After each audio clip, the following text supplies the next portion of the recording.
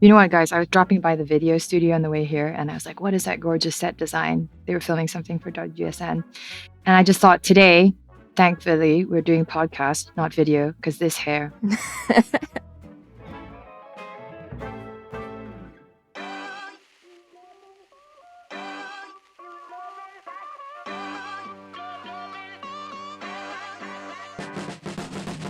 Welcome back to Mastering Retail, a podcast brought to you by Digital Commerce at Essential.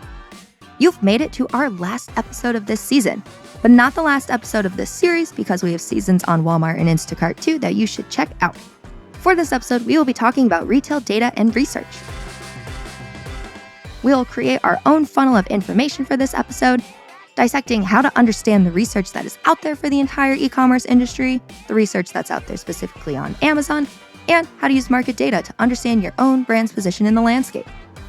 My guest today is another one of the brightest minds we have here at Essential, and her name is Xian Wang, VP of Retail Insight at Edge by Essential. So I look after the retail insight business that primarily looks at forecasting out what's going to happen in the future. So what retailers, what markets, what banners, what channels are going to do and how they're going to perform in sort of 3 to 5 years' time. I look after the research team that puts together all of our proprietary research reports, the data team, the way in which we forecast all of these retailers and markets, and also the way in which we deliver to our clients. So the platform that we have and our client services team, the way that we interact with that information for our brand clients. That's what I do. Now that we've introed our guest, allow me to introduce myself. My name is Emma Irwin, your host for this season. By now, if you've listened all the way through, you've heard me intro myself probably more than you ever needed to. But as a final reminder here, I entered the e-commerce industry about a year ago as a retail specialist at Flywheel Digital and made my way to hosting this podcast too. Back to what you came here for. Let's hear more about Xian got to where she is today. Yeah, so I think it's been an interesting journey. It's definitely been an emergent strategy rather than a determinant strategy. I actually started my career in investment banking, in oil and gas specifically, when the oil price was flying through the roof, much as it is right now. And I went from there into private equity and then into investment research. And when I was in investment research at a startup, now established firm called ThirdBridge, I actually covered a lot of the retailers and brands that we work with right now. So kind of looking at sales into Walmart, Target, of really interesting products. Like we were looking at Uggs, Crocs, Pandora, and a lot of the stocks that were at the time, maybe, question whether they were just trend-led, short opportunities, or whether they were viable long-term investments for our clients, which were mostly hedge funds and private equity. And during that time, I think it really captured my imagination and certainly captured my interest in the sector in respect of CPGs, brands, and the retail sector as a whole. Because for me, it was a perfect intersection of technology, of innovation as well, and of big data, which is very exciting. So I started talking to what was Planet Retail RNG at the time, looking at some of the content development because I was working for only hedge funds and private equity, and Planet was working at the time mostly for brands. We and thought we just struck up a conversation, and one day I woke up and I'd come over to Essential because it was a great and exciting opportunity. And look where we are now. Xian mentioned that she leads the Retail Insights team at Edge, which is a team at Edge by Essential that conducts proprietary research from vast sources of data that helps manufacturers monitor the markets and capture new growth opportunities in a subscription format. We have got some great relationships. I'm really proud to say we've got some great relationships with brands that go back 10 plus years. Actually, it was a funny story. I once had a meeting with a client and he said, we were talking about, hey, how can we best deliver this information for you and your organization? Would you like to see it? Would you like to hear it? And he goes, I remember when you used to fax me reports. And I said, most of the time we email them now, but if you would like facts and that's how you would best receive it, we can figure that one out too. That's amazing. I can say, I don't think I've ever faxed anything. And pretty sure I can say that with confidence, but amazing. Absolutely. But however you want to hear it, however you want to see the information, we'll get it to you because it's not just about the data. It's also about how it's delivered in the best way that people can take it on. As you know, before we could really kick things off, I had to ask our recurring questions. What is the last thing you purchased from Amazon? Ooh. So technically, the last thing I purchased was actually from Amazon Fresh. the Just Ooh, Walk Out stores in London. So they've sprung up all over London. Generate a QR code on your app, you pop in, you take stuff, you feel like you're stealing things, but actually you're not. You overspend because you're not having to look at how much spend you're having on the checkout. They send you the invoice about 30 minutes later. So technically, it was some groceries, some nuts specifically, and just lunch and things like that on my way into the office today. And if you were to ask me what's the last thing I technically brought online on Amazon specifically, it was actually some sunscreen because it's getting to that time of year. Always put smart, on your smart. sunscreen, kids. Gotta protect the skin.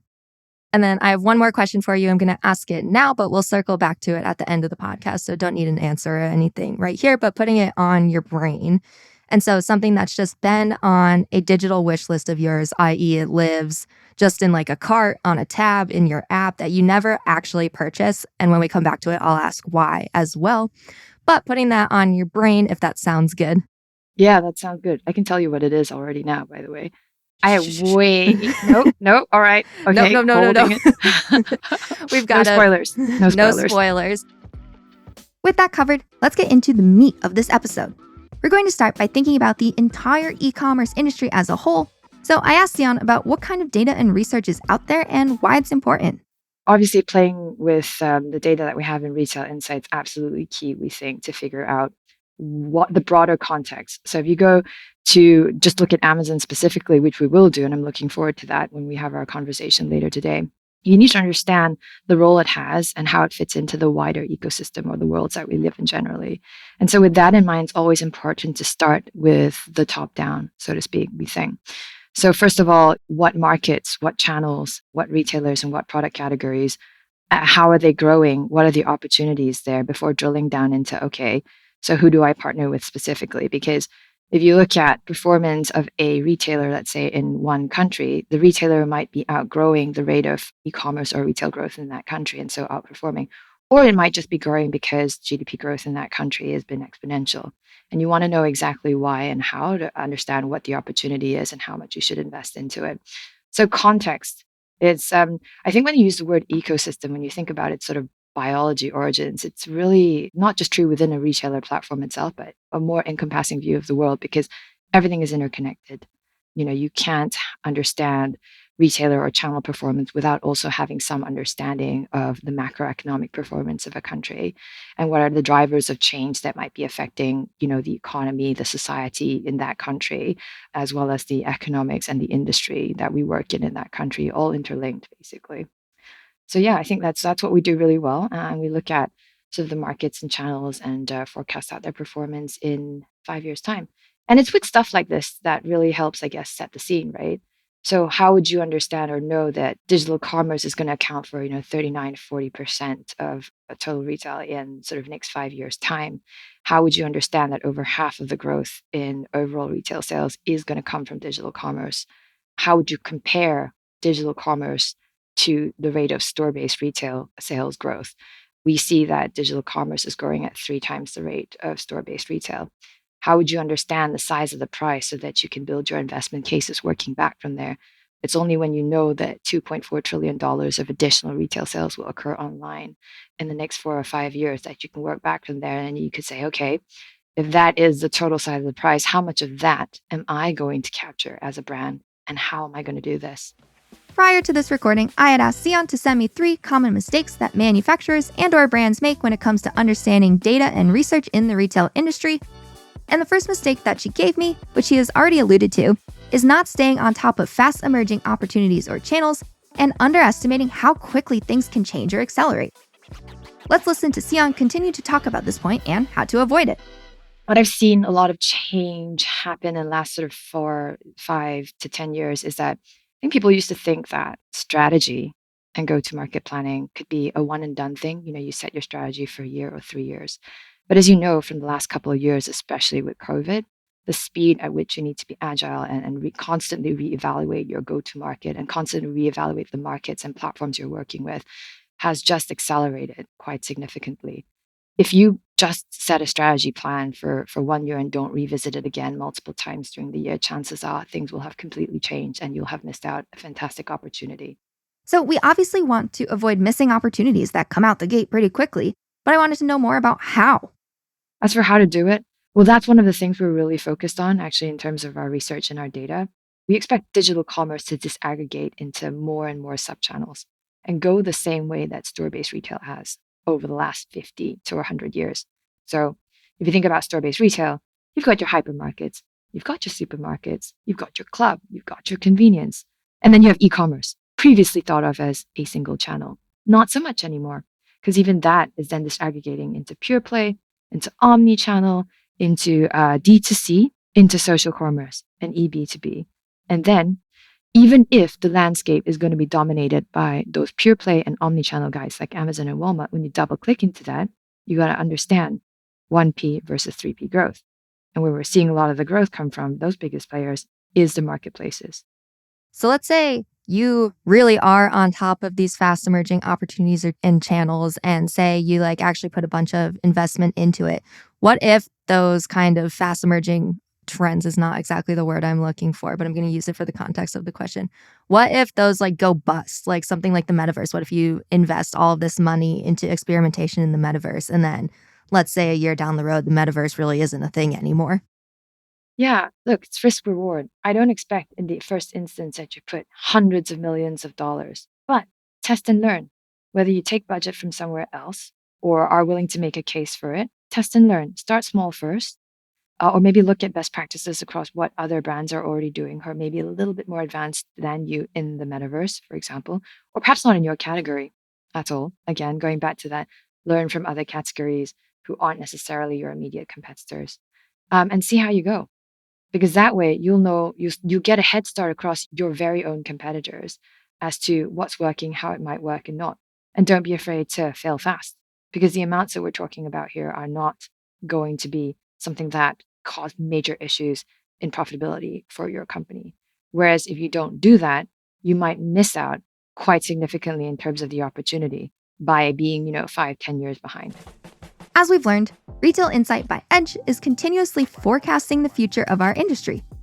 I asked Sion if Retail Insights clients are usually willing to actually act on what they see in these forecasts and if they're able to internalize this information. And we'll also get a hint on Sion's second listed common mistake. It's such an interesting question. I think a bit of both, right? When we're working with leadership, GMs, VPs, C-suite, part of the job and the role is to look out 3 to 5 years and really steer the ship as industry captains and pave the way for change and be change evangelists within their organization. So, yes, people can and do act on our forecasts, absolutely, because you want to understand, like I said earlier, what the size of the prize is. Internalizing is the other big challenge, though. If C-level leadership team can understand it, it's about how do you bring the rest of the organization on with you? Because what we see the challenges for a lot of brands is that digital should be everybody's responsibility. Digital commerce expertise and excellence. I think there's still a big divide of those who are like, the e-commerce team will deal with it versus the store-based team. But as we see the intersection of online to offline really come together, there's going to be no differentiation anymore. And even those teams who thought that they were looking at only store-based retail will have to understand the impact of digital commerce and online retail back onto the store. And we can go into so many reasons why. Tangible, obvious reasons would be the evolution of click and collect and repurposing of store space to dark stores to fulfill online orders, for example, and what implications that has for assortment choices by retailers on the physical shelf. But so many other things as well. It's really fascinating, the interplay between online and offline. And we see them coming together more and more, not only from the fulfillment side, like we just said, but I love these two examples from Walmart, Walmart Connect, you'll be familiar with. They've actually installed digital screens, like 170,000 digital screens in across 80% of the Walmart store estate. So Dang. that is very much the juxtaposition of online to offline. And then most recently, this is an example which I absolutely love. Walmart has installed digital screens as end caps that utilize product information directly from the product PDP. So we're already moving to a world where retailers are going to expect brands to have ready to go digital shelf content in order to get product listings and launch product both in store and online. So, yeah, just watch that one. I was in Arkansas 2 weeks ago and I made the White Spider team take me to this Walmart store of the future, and they have like those digital end caps on almost every single aisle. And it's just like incredible. It's a totally different experience than the standard like run-of-the-mill suburban New York Walmart that we have out here. But yeah, and a lot of those assets are the same kind of that you see online and in store. And it's like, wow, this is such a cool, cohesive experience we've got going on. Right? Scan your QR code for more information. There's your hero image right there. I mean, it looks great also, and it does provide a lot more information. And then you as a shopper can already see the ratings and reviews there when you're doing your research. Should I buy? Should I not buy? So think about conversion in that way. It's really interesting. Xion's second common mistake to avoid when it comes to understanding retail data and research is underestimating the impact that online sales can have on store-based sales. We had talked about a Walmart example, which led me to ask more specifically about Amazon in regards to this mistake, because hey, this is an Amazon podcast. Psst. Hey, since you already know you're on the last episode of our Amazon season, I wanted to let you know that we also have an entire season on Walmart and Instacart too that you should listen to. Hey, I was in the middle of something here. Okay, but make sure to tell them at the end too. I will. Back to business. How do you navigate kind of measuring this impact between online sales and store-based sales when you're starting out with like a product that you find on Amazon.com that is not going to be sold in a fresh store to kind of tie us back to Amazon? Yeah, I think you're asking about online to offline attribution there. I think that's a challenge that a lot of people are facing. And to be honest, off the record or on the record, honestly, we don't have an answer to that. It's really, really difficult to measure that kind of ROI investment. I think that's a piece of research that we can and should be working on still. Seen the question a lot come through.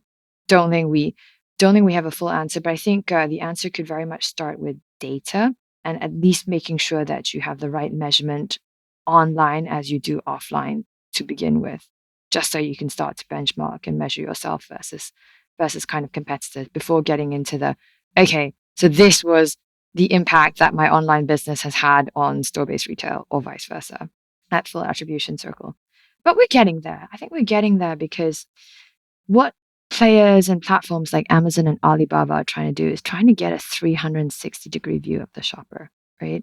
So think about it, just walk out store. The potential for data there to understand the path to purchase in stores has only previously been the remit of online.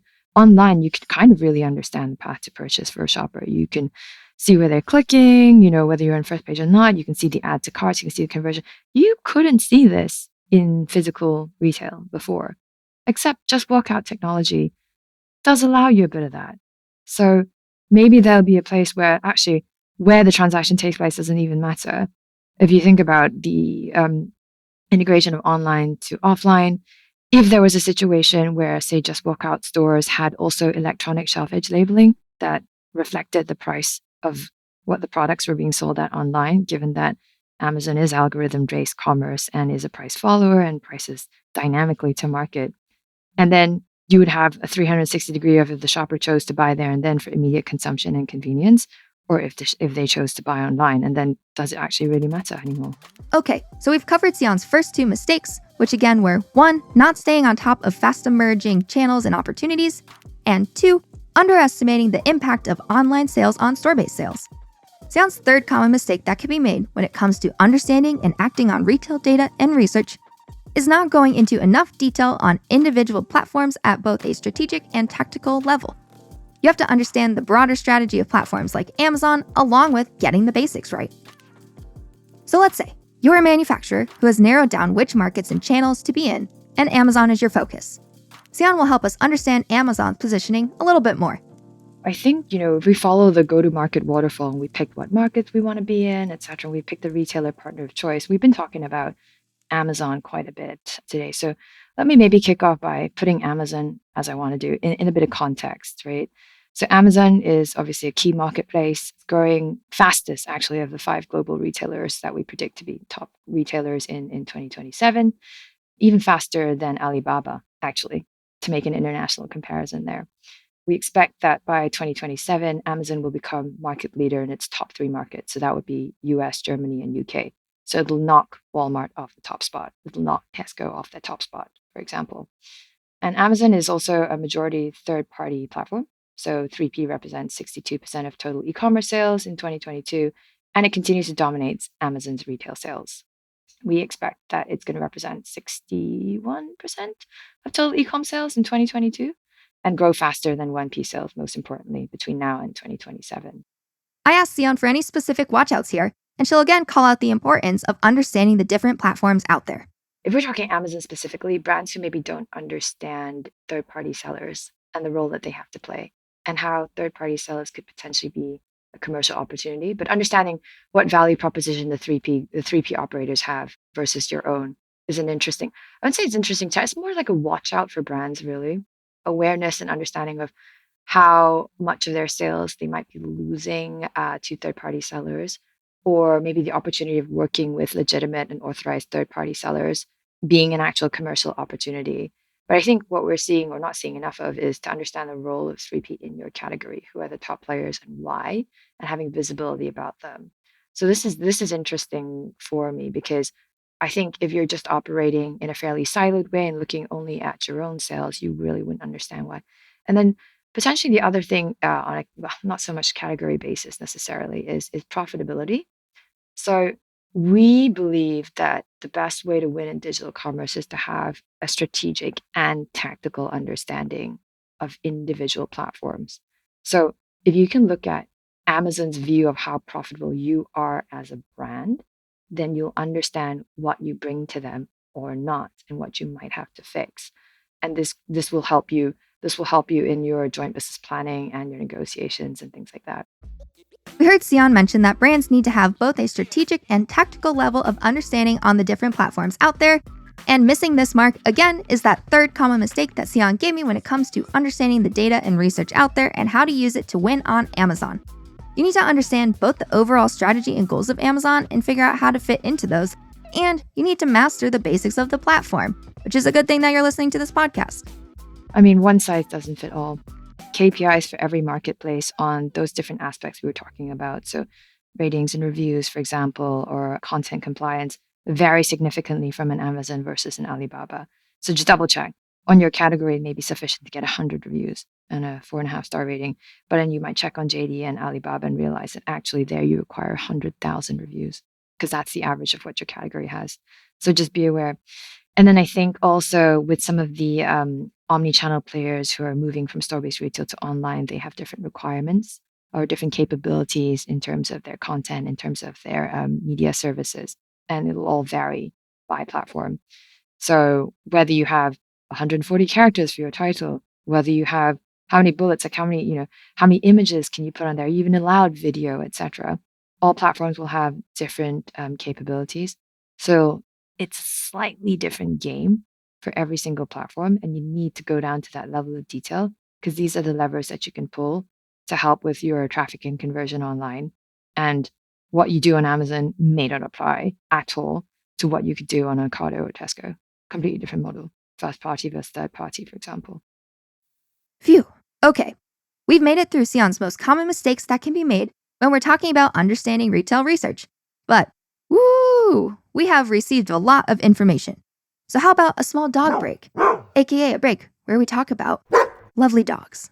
This Amazon series we interviewed primarily Flywheel people, so therefore Flywheel, you're allowed to have your dogs in the office, and like that's a big part of Flywheel culture. But I have to ask everyone about dogs. Do you have a dog? I did. Well, I did have a dog growing up, actually, a couple of dogs in Malaysia. We had a Rottweiler and a rescue dog. And I would like a dog now. And I'm very supportive of everyone who gets dogs. I think they bring a lot of joy and happiness. And I think I would like maybe like a really friendly, not too large King Charles Spaniel, something like that. Very regal. Those are good dogs. They are usually quite neutral, just like good dogs. Easygoing, happy, don't take up too much space. Yeah, for sure. And Sion even thinks that the dogs at Flywheel's office should have their own title. I think the dogs should collectively be known as Chief Happiness Officers because I think they bring and spread happiness. Okay, enough with the dog talk. Let's get back on track. I had a few more questions for her before we began to wrap up. Say you have a client that has someone that works specifically on Amazon, and their job is to be responsible for Amazon. Is there value in kind of paying attention to what the other retailers are doing outside of Amazon? Can that really impact the decisions they're making on Amazon? Yeah, I think absolutely. We see a lot of cross-pollination of ideas and initiatives from different regions. We used to see this in sort of physical store tours as well, when we would take brands and their retailer partners around Europe to bring back some ideas to the US. And we're certainly seeing this, especially from Asia. China is obviously going to leapfrog any kind of store-based retail development, typical retail development curves, and go straight into online as it has already. So they're digital native, and the proliferation of super apps there, such as WeChat, the way in which social commerce is done, the features and initiatives are being rolled out by those platforms, such as Singles Day, whatever have you. They are coming back to other platforms. So people are stealing ideas from each other in respect of the retail platforms, and we see this manifest itself, although it hasn't quite taken off yet in the US or in Europe, but around things like Amazon Live, for example. Whereas live streaming and that kind of thing has already been very established, like over in China and things like that. So it's definitely worthwhile keeping an eye on what other retail platforms are doing. And the other thing is international expansion. We're seeing the Asian platforms expand into Europe. They're doing it multiple ways, sometimes through payments first and then building out their commerce platforms. But as growth is maybe plateauing or slowing after really tough comps in COVID, and the markets or share markets are sort of reevaluating and maybe slapping management on the wrist a little bit, they are looking for white space opportunities, and many of these opportunities will be international. So you better watch out because they could be competitors of the future as well. The last thing I wanted to ask Sion about had to do with understanding your brand's market share on Amazon. While we're not a promotional podcast out here, I wanted Sion to tell me about Edge's market share tool because a tool like this one is critical for being able to understand the sales data in your competitive landscape as a brand or a manufacturer and how you can act on that information. So Edge Market Share helps brands measure their own and competitors' digital performance, including sales, share, traffic, sentiment, and pricing on Amazon. So I think in a nutshell, that is what we do. It's about benchmarking data and information. It's about having that data visibility to steer the ship. One, how do you steer the ship with that data? And then why is it important? Yeah, I think in terms of steering that ship, so we have a formula for success online, which is something that the Edge Market Share supports actually. So number one is being consumer centric, so understanding engagement with you, shopper engagement with you, as well as your category competitors. Second is to be agile. So prioritize your threats, potential threats to performance, target your most critical areas first, and potentially also identify new areas for investment, such as adjacent categories. So it's not always, the scary threat oriented stuff, but it's about being proactive and identifying opportunities in categories where they may be underpenetrated or underserved by competitors. The third thing is about being visible. So, knowing and understanding how shoppers are searching for and finding your products. So, dig into how and where you're driving traffic and where you'll find future sort of performance optimization opportunities. And last but not least, I arguably you should really start with this. So it seems quite basic, but very challenging in today's environment. Is about being available.